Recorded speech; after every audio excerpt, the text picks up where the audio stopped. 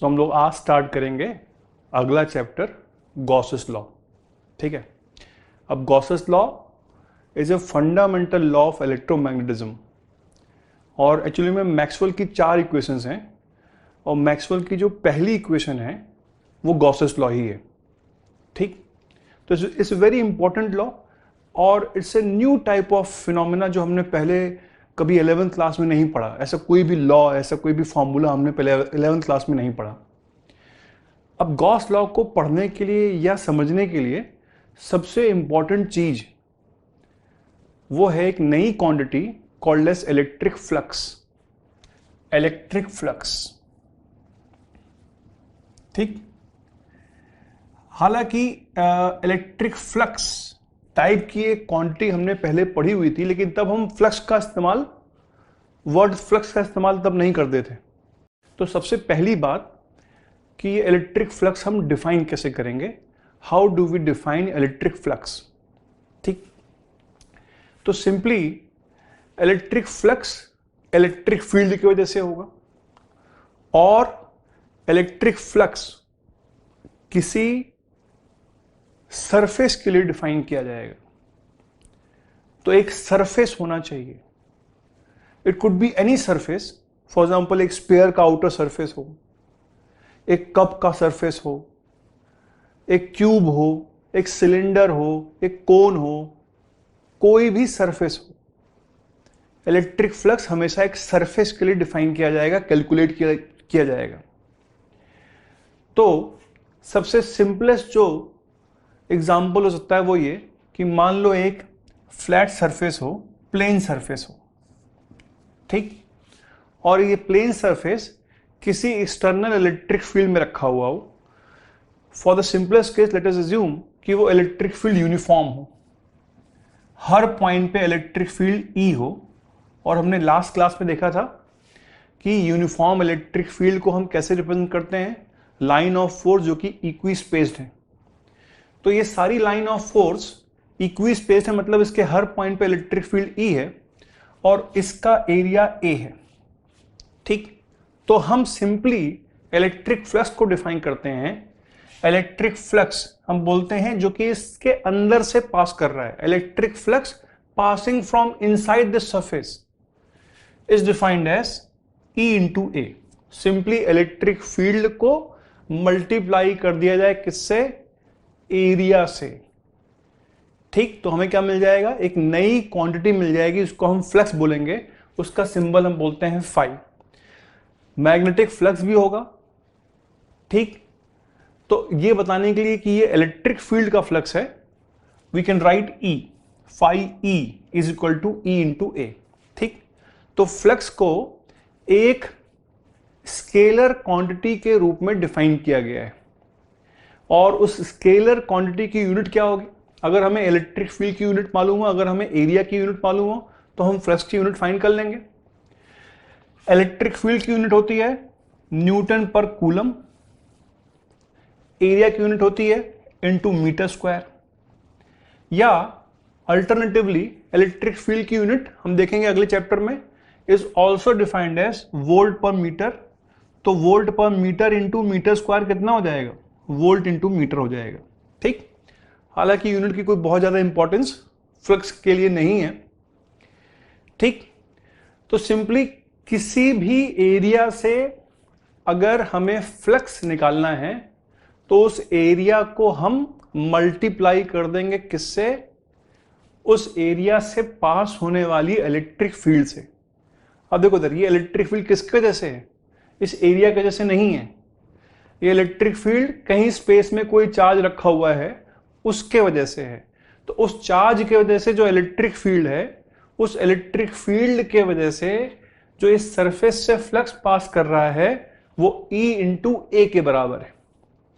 ठीक, और इस डेफिनेशन में हमने ये एज्यूम किया कि इस सरफेस के हर पॉइंट से इलेक्ट्रिक फील्ड परपेंडिकुलर है। इलेक्ट्रिक फील्ड लाइन इस सरफेस, इस एरिया के सरफेस के या इस प्लेन के परपेंडिकुलर है। तब हमने फ्लक्स बोला कितना, E इंटू ए। ठीक, अगर यही सरफेस का प्लेन और इलेक्ट्रिक फील्ड के बीच में कोई एंगल होता, मान लो प्रीवियस वाले केस में ही जो हमने एग्जांपल किया था डिस्कस, उसमें इलेक्ट्रिक फील्ड इस डायरेक्शन में है, यूनिफॉर्म इलेक्ट्रिक फील्ड है, कांस्टेंट इलेक्ट्रिक फील्ड है, लेकिन एरिया थोड़ा सा बेंट है ऐसे, ठीक। ये देखिए, ये फिगर में ज्यादा अच्छा समझ में आ रहा है। इलेक्ट्रिक फील्ड किसी सर्टेन एंगल पर है, प्लेन सरफेस के परपेंडिकुलर नहीं है। तो इस कंडीशन में हम क्या बोलेंगे, इस प्लेन सरफेस का नॉर्मल हम लेट से बनाते हैं एन कैप।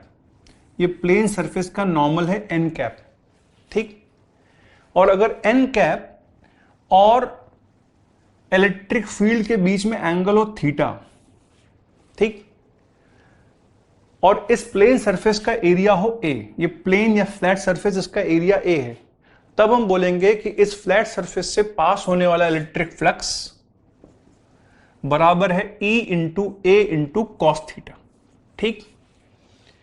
अगर इलेक्ट्रिक फील्ड और सरफेस के नॉर्मल से एंगल लिया जाएगा हमेशा, always will take the angle not from the plane of the surface. Electric field और प्लेन और सरफेस से एंगल नहीं लेंगे, इलेक्ट्रिक फील्ड और सरफेस के नॉर्मल के बीच में अगर एंगल थीटा है तो इससे पास होने वाला फ्लक्स कितना हो जाएगा, E into A into cos theta के बराबर हो जाएगा, ठीक। नाउ इसी को लिखने का एक और तरीका है। जो नॉर्मल वेक्टर है वो उस प्लेन के परपेंडिकुलर है। इसी को मैं शॉर्ट फॉर्म में लिख सकता हूं। अगर मैं इसको बोल दूं E डॉट ए, दो वेक्टर्स का डॉट प्रोडक्ट, जहां एरिया को मैंने क्या ले लिया, एरिया को मैंने एक वेक्टर ले लिया। हर किताब में ऐसा ही लिखा हुआ होता है, इसमें एरिया को एक वेक्टर माना जाता है।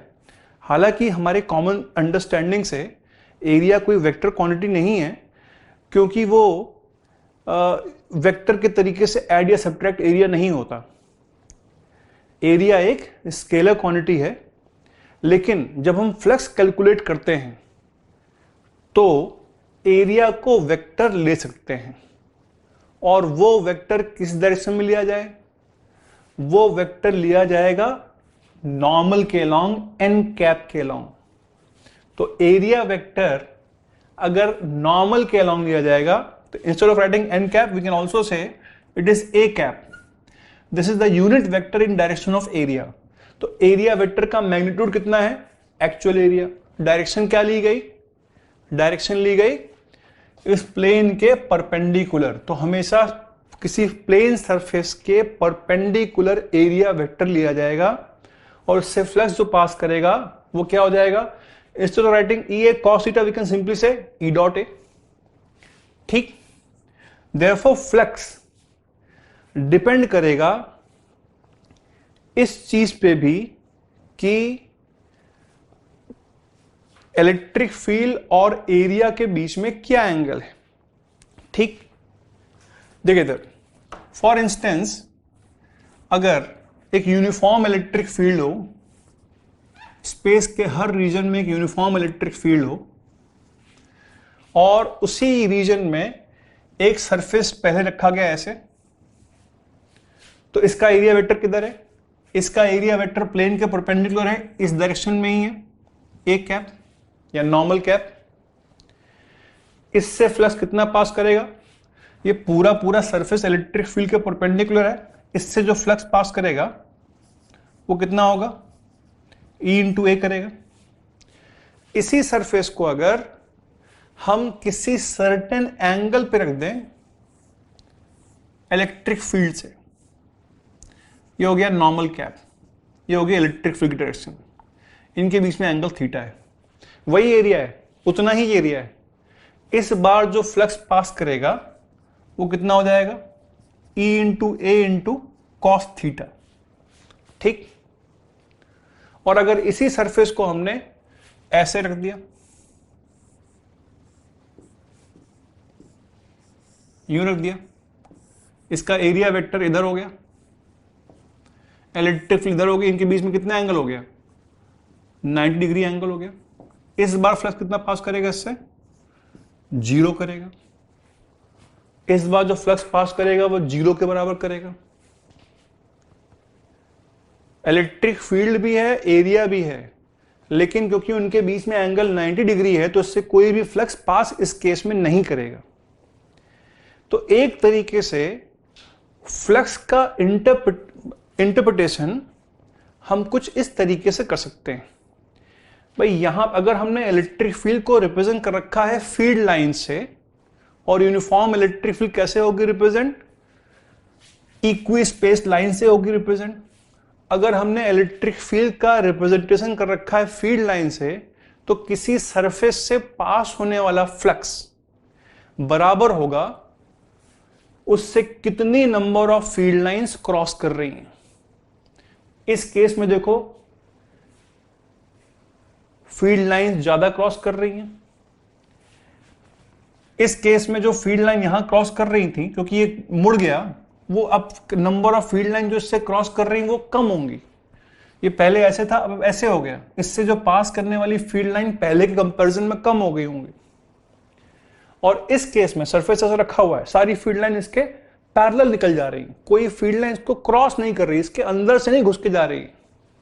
इस फ्लैट सरफेस के अंदर से कोई फील्ड लाइन नहीं जा रही, इसके ऊपर नीचे से निकल जा रही है साइड लाइन। हम क्या बोलेंगे, इसमें फ्लक्स पास ही नहीं कर रहा, इसमें फ्लक्स मैक्सिमम पास कर रहा है। ठीक, तो एक फिजिकल इंटरप्रिटेशन इलेक्ट्रिक फ्लक्स का यह है कि किसी सरफेस से पास होने वाला electric flux is equal to जो नंबर ऑफ फील्ड लाइंस उस सरफेस को क्रॉस कर रही होंगी। ठीक, इस तरीके से फ्लक्स का हम फिजिकल इंटरप्रिटेशन कर सकते हैं, उसको विजुलाइज कर सकते हैं। We can get a feeling of flux. ठीक, फॉर एग्जाम्पल ये एक एनिमेशन है, एक रेक्टेंगुलर सरफेस क्या कर रहा है, कांस्टेंट इलेक्ट्रिक फील्ड लाइन में घूम रहा है। इससे पास होने वाला फ्लक्स क्या कॉन्स्टेंटली चेंज हो रहा है, क्योंकि इससे जो पास होने वाले नंबर ऑफ लाइंस हैं वो कॉन्स्टेंटली चेंज हो रही है, जो इसके अंदर से जा रही है लाइंस। जब ये फ्लैट सरफेस ऐसा है तो उससे पास होने वाला फ्लक्स मैक्सिमम है। जब ये सरफेस ऐसा हो गया तो उससे पास होने वाला फ्लक्स 0 हो गया। फिर ये जब सरफेस ऐसा हुआ तो उससे पास होने वाला फ्लक्स मैक्सिमम हो गया। इससे जो पास होने वाला फ्लक्स है वो कंटिन्यूअसली चेंज होता जा रहा है। इसके अंदर से जो फील्ड लाइंस हैं जितनी उस सरफेस के अंदर से जा रही हैं वो चेंज होती जा रही हैं, इसीलिए इससे पास होने वाला फ्लक्स चेंज होता जा रहा है। ठीक, ओके, तो ये था इलेक्ट्रिक फ्लक्स की एक बेसिक डेफिनेशन। किसी सरफेस से पास होने वाला फ्लक्स हम डिफाइन करेंगे E डॉट ए के रूप में, और ये जो डेफिनेशन हमने बोली अभी, ये डेफिनेशन होल्ड करेगी अगर वो एरिया फ्लैट सरफेस हो और इलेक्ट्रिक फील्ड हर पॉइंट पे यूनिफॉर्म हो। अगर एरिया फ्लैट नहीं हो, प्लेन सरफेस नहीं हो, कुछ ऊबड़ खाबड़ सरफेस हो, कर्व्ड सरफेस हो, या ये भी पॉसिबिलिटीज होती है कि डिफरेंट पॉइंट्स पे इलेक्ट्रिक फील्ड अलग अलग हो, तब हम इलेक्ट्रिक फ्लक्स कैसे कैलकुलेट करेंगे किसी सरफेस से पास होने वाला। ठीक, फॉर इंस्टेंस लेट अस से एक ऐसा कोई सरफेस एरिया है, अभी प्लेन नहीं है। ठीक, और मान लिया जाए ये किसी नॉन यूनिफॉर्म इलेक्ट्रिक फील्ड में रखा हुआ है। फॉर इंस्टेंस लेट अस से यहां पे एक सिंगल चार्ज रखा हुआ है Q। अब इस सिंगल चार्ज की वजह से जो इलेक्ट्रिक फील्ड होगी वो इस सरफेस के डिफरेंट पॉइंट्स पे, इस सरफेस के अलग अलग पॉइंट पे इलेक्ट्रिक फील्ड क्या होगी, अलग अलग होगी। यहां पे इलेक्ट्रिक फील्ड ये होगी, यहां पे इलेक्ट्रिक फील्ड ये होगी, यहां पे इलेक्ट्रिक फील्ड ये होगी। हर पॉइंट पे इलेक्ट्रिक फील्ड का मैग्नीट्यूड और डायरेक्शन दोनों अलग अलग होंगी।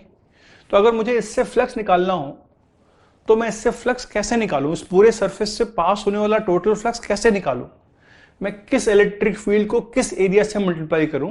क्या टोटल एरिया से करते मल्टीप्लाई? नहीं, यहां पे ये बात इस्तेमाल होगी कि फ्लक्स एक स्केलर क्वांटिटी है।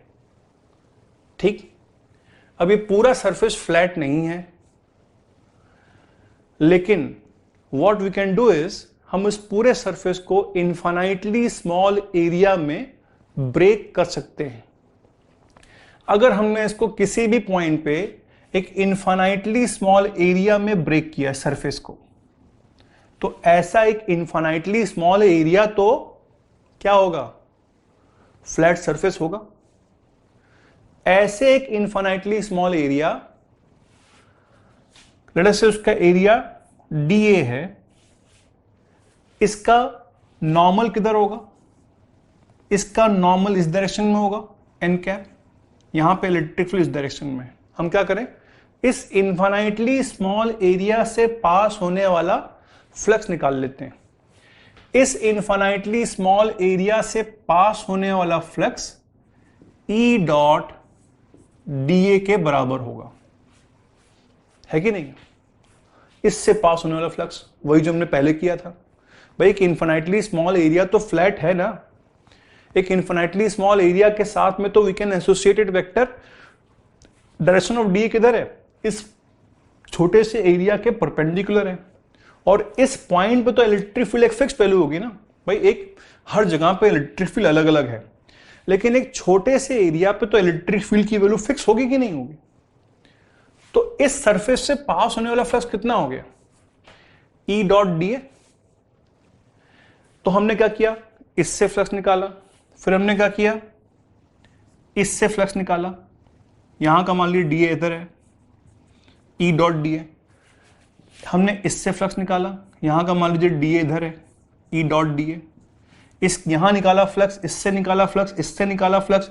हर पॉइंट पे E अलग है, हर पॉइंट पे dA वेक्टर अलग अलग है, उसकी डायरेक्शन तो कम से कम अलग है ही। ऐसे हमने सारे फ्लक्स को निकाल दिया, ठीक। और फिर टोटल फ्लक्स निकालने के लिए क्या किया जाए? टोटल फ्लक्स कैसे निकाला जाए? फ्लक्स स्केलर है, तो टोटल फ्लक्स निकालने के लिए E डॉट dA का इंटीग्रल कर दिया जाए, जो कि बराबर d फाई के इंटीग्रल होगा सिंपली। तो ऐसा अगर कभी भी फ्लैट सरफेस ना हो, कर्व्ड सरफेस हो, तो उस कर्व्ड सरफेस को हम इनफाइनाइटली स्मॉल एरिया में ब्रेक करेंगे, ठीक। और हर इनफाइनाइटली स्मॉल एरिया से पास होने वाला फ्लक्स निकालेंगे। ऐसे सारे फ्लक्स को इंटीग्रेट कर देंगे। अगर E कांस्टेंट नहीं है तो इंटीग्रेशन के बाहर नहीं आएगा, ठीक। E वेरिएबल होगा, तो हमें इलेक्ट्रिक फील्ड के को पता करना पड़ेगा कि डिफरेंट पॉइंट्स पे कैसे वेरी कर रहा है वो। अगर E कांस्टेंट है तो इंटीग्रेशन के बाहर आ जाएगा, ठीक। अगर E कांस्टेंट है तो पूरा पूरा E ही बाहर आ जाएगा। अच्छा, जब मैं बोल रहा हूं E कांस्टेंट है तो वो मैग्नीट्यूड और डायरेक्शन दोनों में कांस्टेंट होना चाहिए। अगर वो दोनों में कांस्टेंट है, दोनों में वेरी नहीं कर रहा, तो E पूरे पूरे इंटीग्रल से बाहर आ सकता है। E और dA का अंतर बचा इंटीग्रल, ठीक ठीक। E डॉट dA का अंतर बचा integral. This is how we can calculate the total flux.